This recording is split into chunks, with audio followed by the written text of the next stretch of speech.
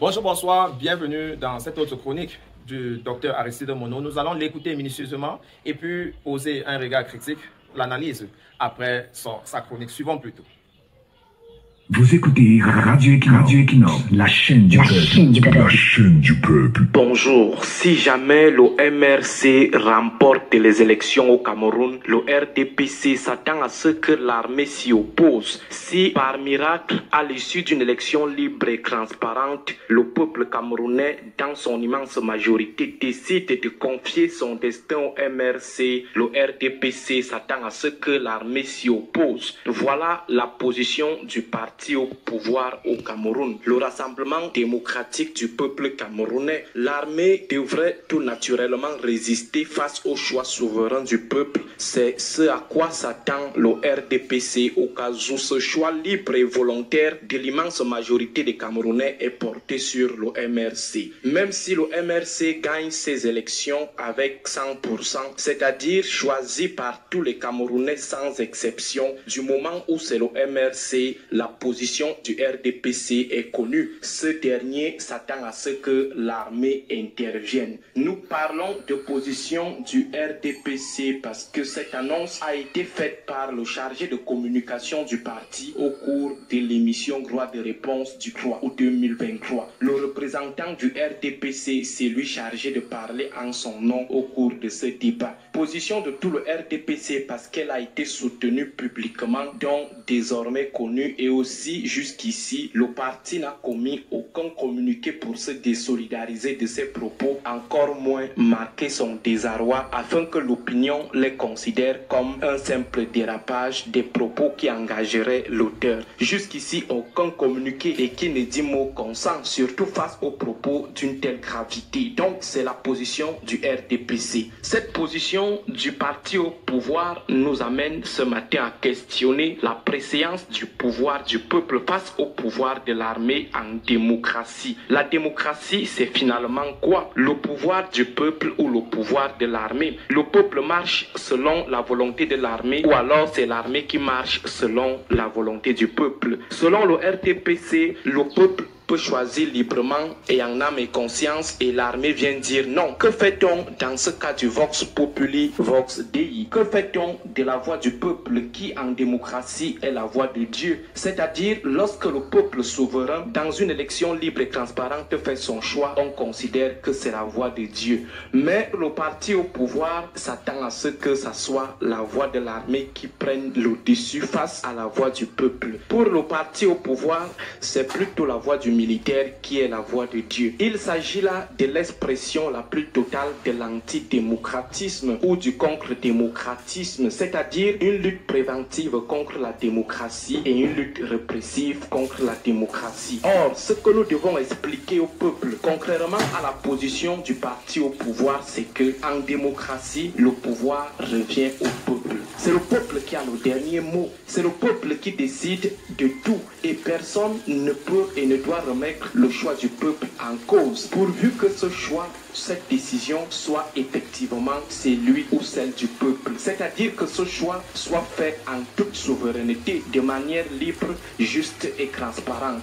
Du moment où l'effectivité, la transparence de ce choix ne souffre d'aucune contestation, il est à respecter. Il devient une parole d'évangile, sauf si on n'est pas en démocratie, sauf si on est en démocratie nominale, c'est-à-dire celle qu'on raconte seulement dans les discours et dans les écritures. Mais si nous sommes en démocratie effective, en démocratie établie, disons en démocratie tout court, parce que la démocratie effective n'a pas besoin d'adjectifs qualificatifs, ou c'est la démocratie ou c'est autre chose. Si on est en démocratie, le choix revient au peuple, et le choix du peuple est au-dessus de tous les autres choix, y compris celui de l'armée, et ce choix est sacré. Même si le peuple choisit le plus grand criminel de l'histoire du monde comme président, même si le peuple choisit le plus grand diable de l'univers, même si le peuple choisit quelqu'un qui est en train d'agoniser, du moment où ce choix est souverain, c'est-à-dire un choix opéré au cours d'un processus libre, transparent, sans menace ni corruption,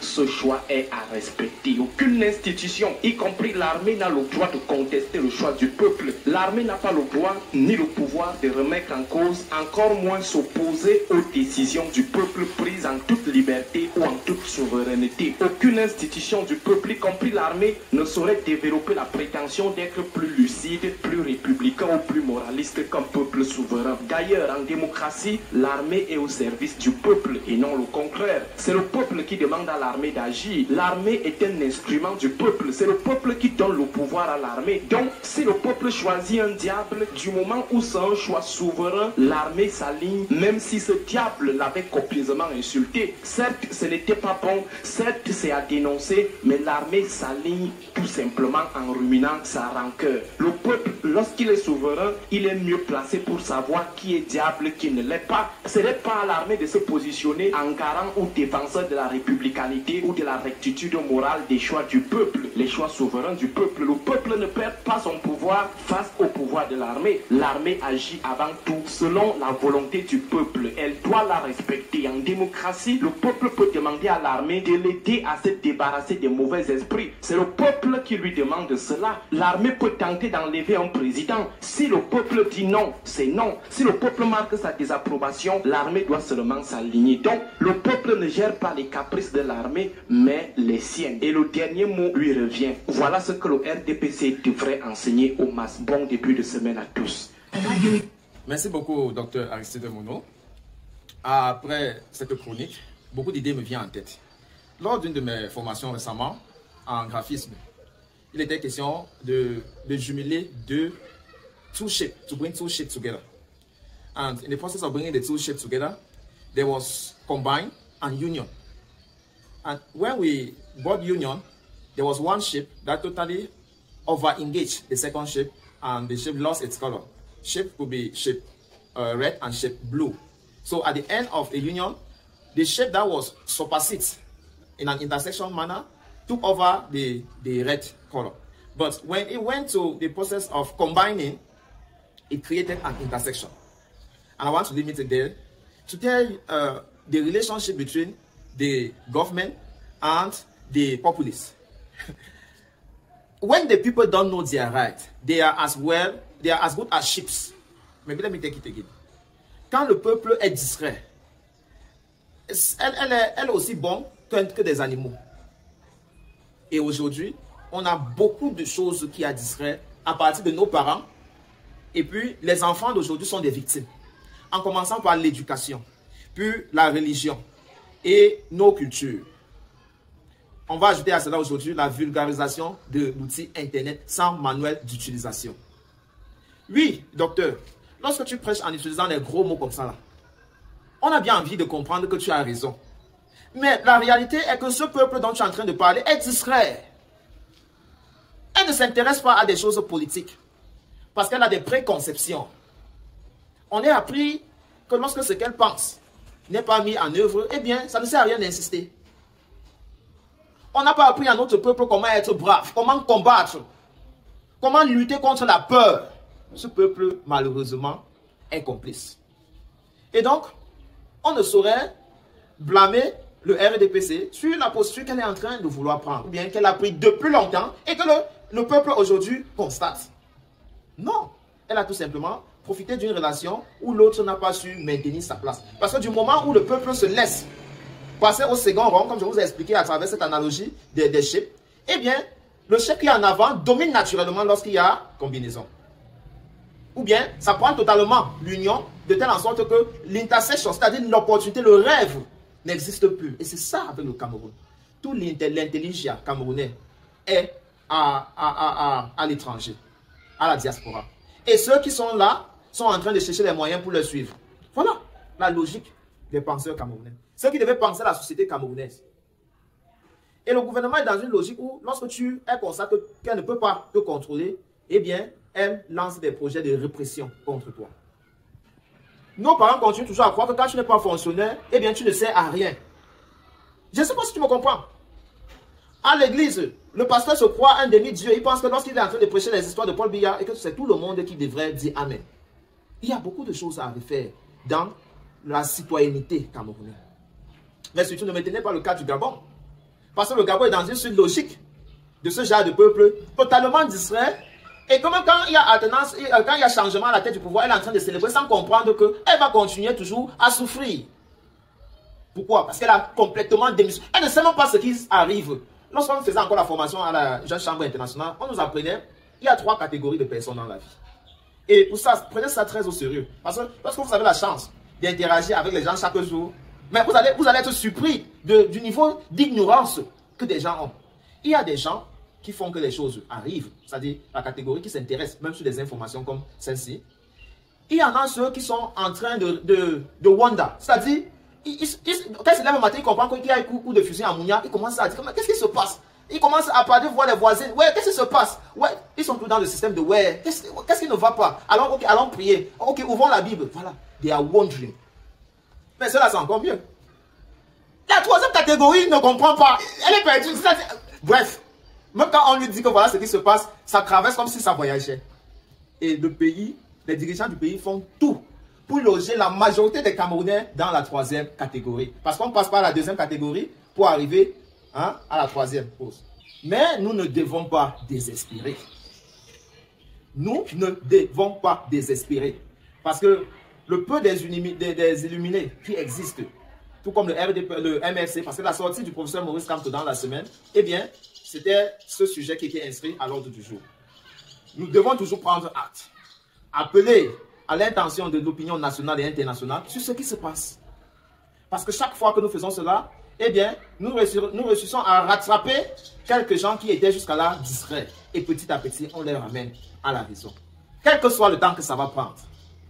Mais pour moi, nous ne devons pas se plaindre du RDPC parce que elle est dans une machine qui fabrique l'être humain et le place dans une condition où il ne s'intéresse pas sur ce qui doit l'intéresser. Chaque jour, il faut regarder le comportement des Camerounais.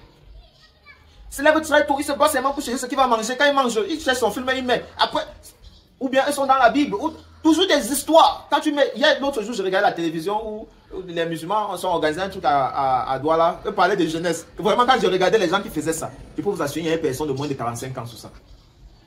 Donc, on est dans un pays où tout est comme le film. Et quand il y a des gens qui sont un peu éveillés, qui veulent critiquer, le gouvernement sort et puis commence à utiliser les lois par gauche, par droite, parce qu'ils savent. Dans cette position du RDPC, assumée ou pas, pour moi, c'est très important que ce genre de débat vienne régulièrement, parce que ça met en nu l'état dans lequel le gouvernement illégitime de Yaoundé nous gouverne, mais elle n'est pas suffisante de constater. Elle sert à quoi de constater si on ne peut pas agir? Mais ne désespérons jamais. Et prions vraiment qu'il y a plutôt alternance au Cameroun et non changement à la tête de l'État. Parce que je comprends ici et là, les gens nous disent, même si les militaires prenaient le pouvoir au Cameroun, ça serait mieux. Qu'est-ce qui serait mieux? Les militaires n'ont pas vocation à diriger. Et ils profitent de ça parce qu'ils ont constaté que le peuple dort. Le peuple dort. Quand tu sors à minuit, qui est-ce que tu trouves en route en train de faire la sécurité? Ce sont les militaires. Tu sors dans toutes les choses qui sont risquées, tu trouves toujours les hommes en tenue. Ça veut dire qu'ils ont le goût du risque. Et donc, ils sont prédisposés à prendre le pouvoir lorsque ce peuple à qui le pouvoir appartient est distrait. Au Gabon, on vous explique que quelqu'un a gagné l'élection. Mais puisque le président sortant avait tellement joui de son pouvoir qu'il voulait encore se renouveler par voie de tricherie, eh bien, l'armée a sauté sur l'opportunité parce que peut-être que physiquement, l'État d'Ali Bongo ne plaisait pas autant à la diplomatie gabonaise. Sauf ça. Mais quant au peuple, elle est distrait, elle est distrait. Et après, on va avoir les présidents de la Cour Constitution comme celle qui est sortie pour demander pardon. Non, il n'y a pas de pardon qui tient à ce niveau-là. Parce qu'on peut se tromper une année. Mais se tromper pendant 41 ans, comme on fait au Cameroun, il n'y a pas de pardon qui tient. Elle a fait 31 ans, elle a servi le père, servi le fils, en truquant les élections. Mais je ne le blâme pas, c'est ce qu'il faut retenir à la sortie de ce numéro. Parce que ce peuple-là, si elle ne prend pas son destin en main, eh bien, elle mérite de continuer à souffrir. Voilà qui met un terme à ce numéro. Retrouvons-nous très prochainement pour un autre. D'ici à là, prenez soin de vous. Quoi qu'il arrive, gardez le sourire et bien le bonjour. Félicitations, si tu es encore là, tu fais partie des 0,1% des gens qui finissent tout ce qu'ils ont commencé. N'oublie surtout pas de revisiter la chaîne pour fouiller d'autres contenus qui t'auront échappé lorsque tu n'étais pas encore abonné ici. Et n'hésite pas de recommander cette chaîne à autres personnes qui font des recherches sur le Cameroun ou alors qui aimeraient être au parfum de l'actualité de la politique camerounaise. N'oublie surtout pas de liker, c'est gratuit. Commenter également est gratuit et c'est l'une des choses que tu peux certainement faire pour apprécier nos contenus. Retrouvons-nous très prochainement. Restez scotchés sur notre chaîne. À très bientôt.